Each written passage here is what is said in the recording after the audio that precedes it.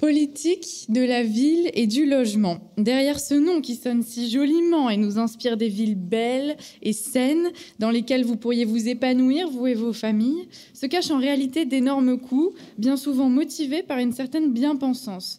Pour en parler, nous donnons maintenant la parole à l'ancien préfet, Monsieur Michel Auboin.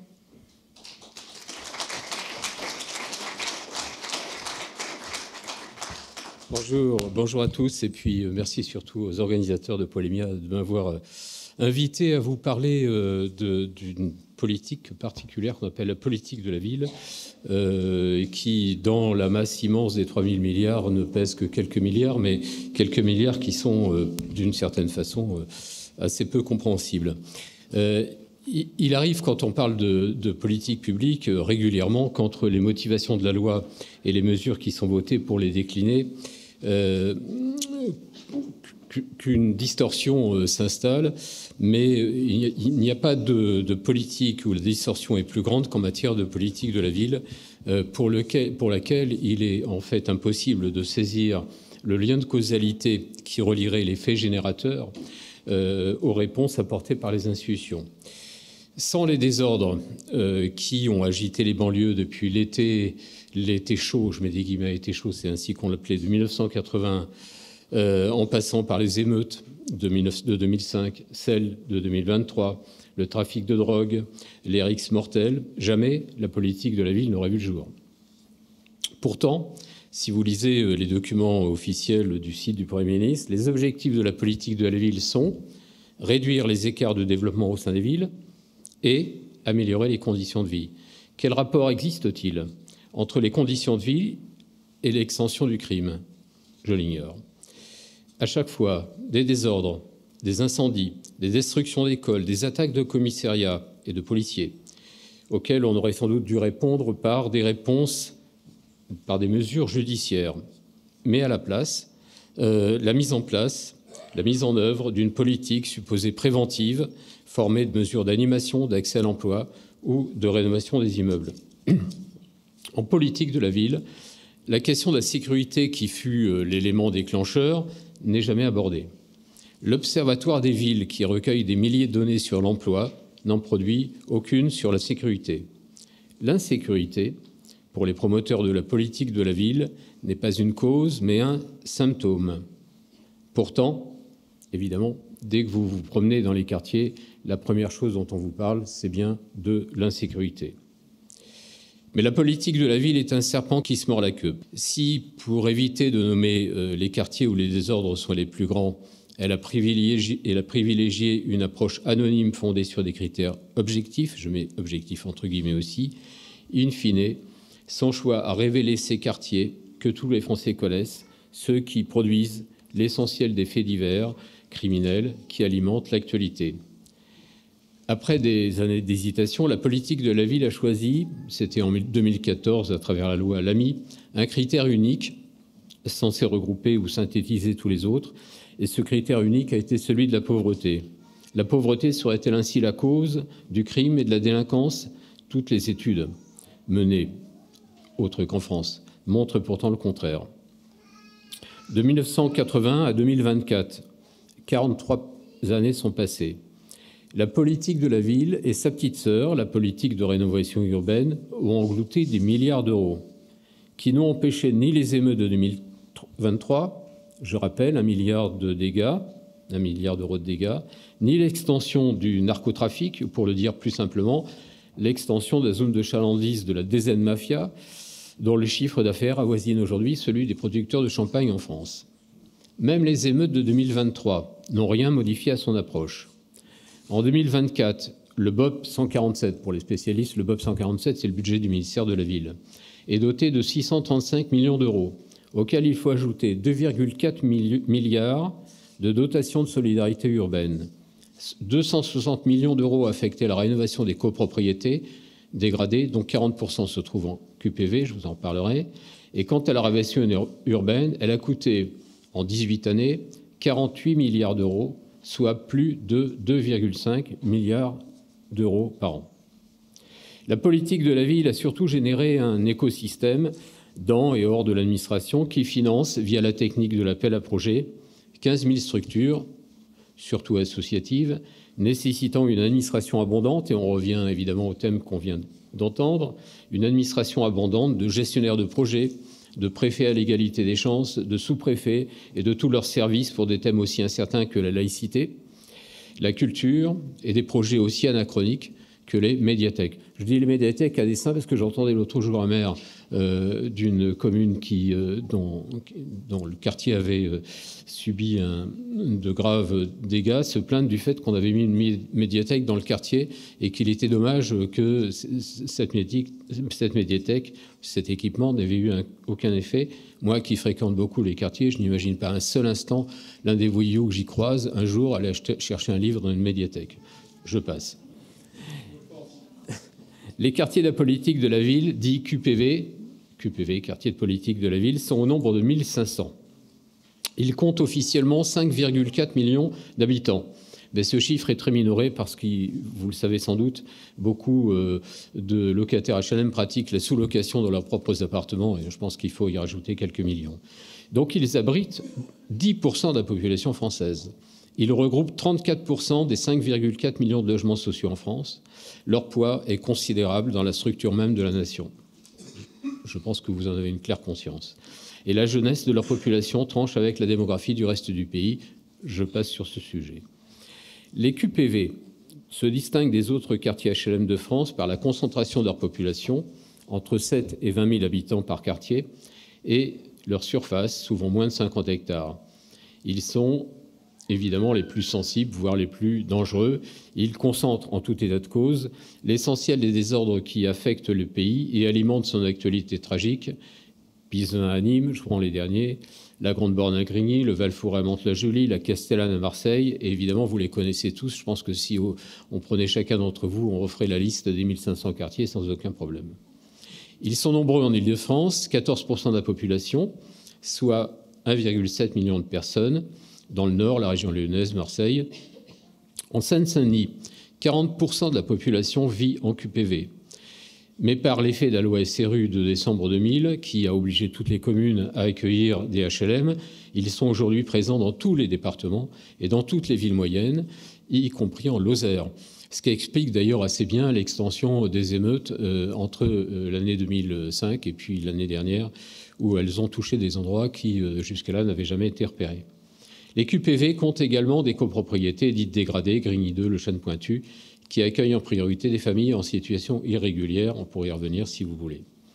62 de ces 1500 QPV, enfin, sont des quartiers de reconquête républicaine créés en 2018, où les effectifs de la police ont été renforcés. C'est d'ailleurs là le cœur du paradoxe, parce que la politique de la ville refuse d'admettre que c'est bien pour des questions de sécurité qu'on a créé ces quartiers, et en même temps, elle accepte qu'on renforce la police dans les mêmes quartiers. Donc, quelque chose qui est quand même assez étrange dans l'approche que peut en avoir l'État et les services administratifs qui composent l'État.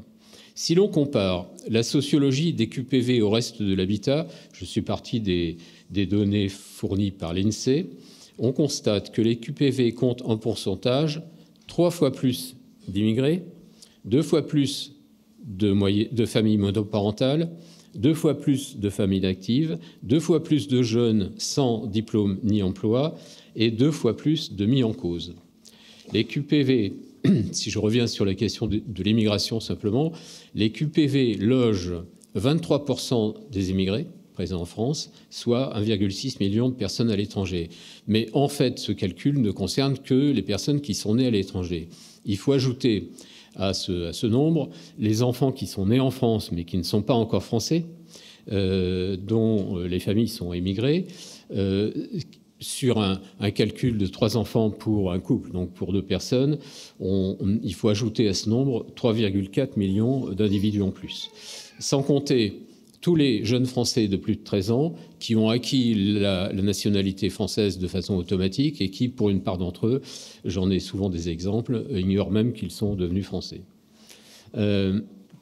Au total, on peut dire donc que dans ces fameux QPV, ces 1500 QPV, la très grande majorité des habitants sont étrangers ou d'origine étrangère.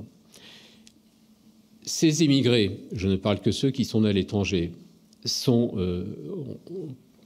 se répartissent en quelques nationalités: 475 000 Algériens, 470 000 Marocains, 300 000 Maliens et 131 000 Turcs. Mais la population française qui existe elle-même est largement composée de descendants d'immigrés, algériens, marocains, d'Afrique subsahélienne ou d'Afrique guinéenne et centrale, parce que, et ça c'était l'objet de l'étude que j'avais rendue pour la Fondapol il y a quelques mois, dont on a un peu parlé, on se rend compte en étudiant les chiffres de ces populations que la plupart des familles d'origine émigrée demeurent non pas une génération, mais 2, 3 générations dans les mêmes quartiers, voire parfois dans les mêmes logements, et en tout état de cause dans les mêmes immeubles. À l'inverse des populations que j'ai citées, dont je viens de parler, les Turcs elles-mêmes, les familles turques ne restent pas en HLM, et les populations asiatiques, c'est un contre-exemple assez intéressant, les populations asiatiques, qui sont plus nombreux qu'on veut bien le dire, parce que c'est une immigration assez importante en France, les populations asiatiques ne vont jamais en HLM, achètent plus de logements que les Français d'origine française et ne participent pas à la criminalité violente.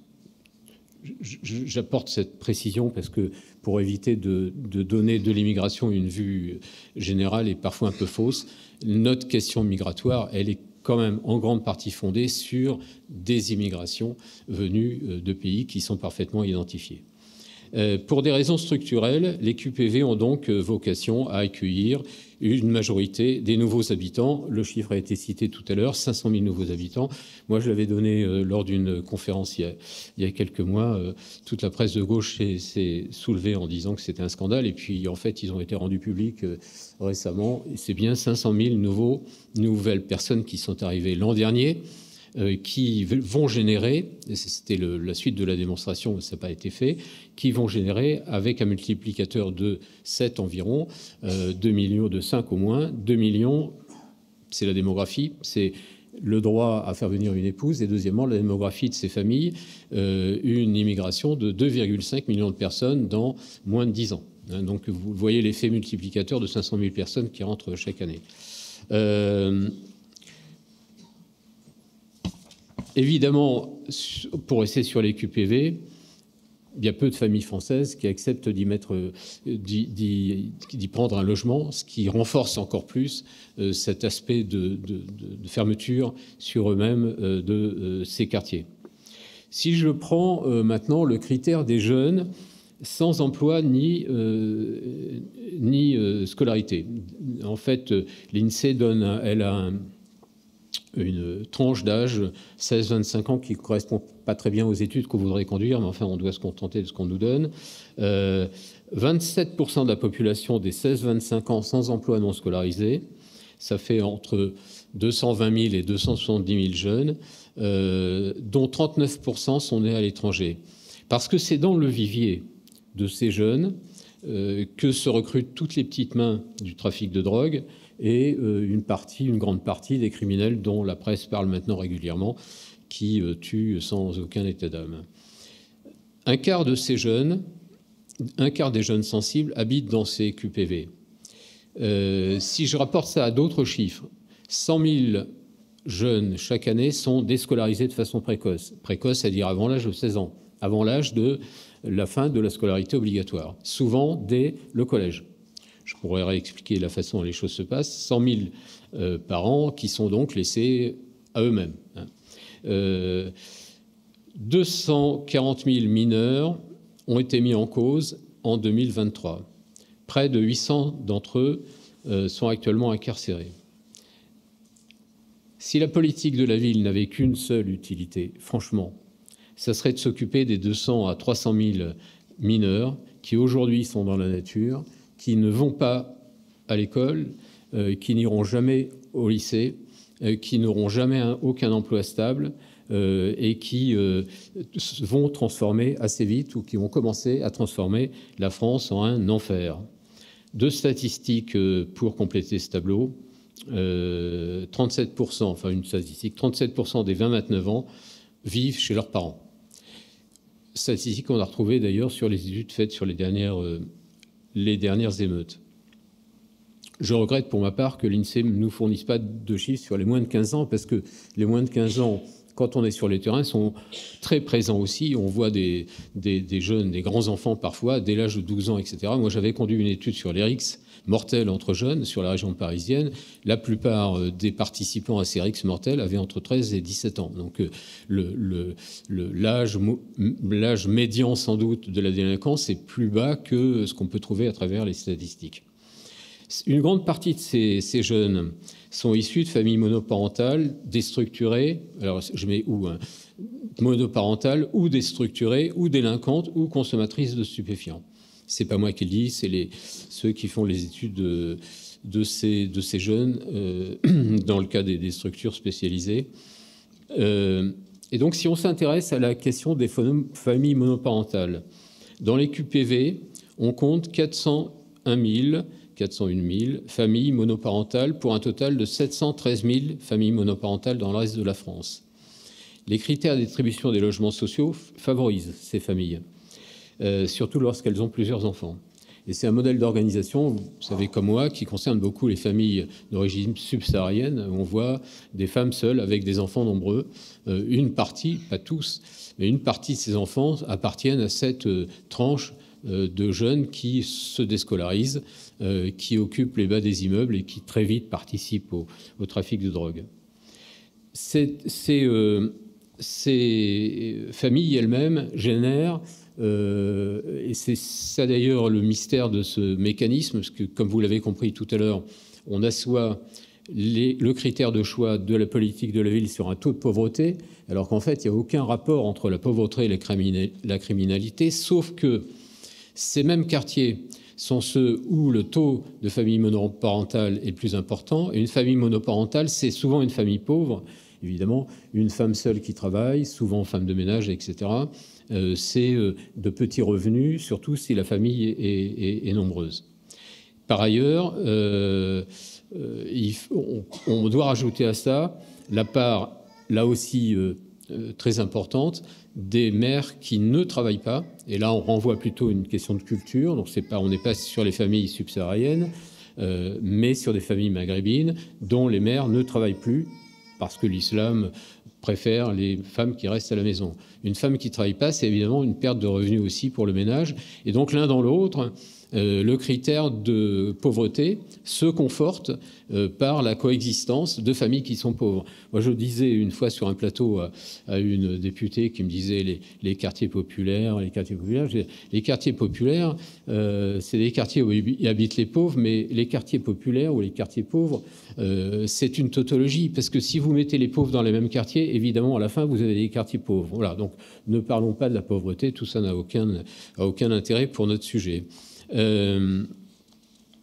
Au-delà des QPV, et je vais m'arrêter là ensuite, et sans aborder vraiment le sujet, ce qu'il faut comprendre, c'est le logement social, le logement social public en France, exorbitant, puisque 11 millions de personnes en France vivent dans un logement social public, et que, à nous seuls, la France, nous comptons un quart de l'ensemble des logements HLM de l'ensemble de l'Europe.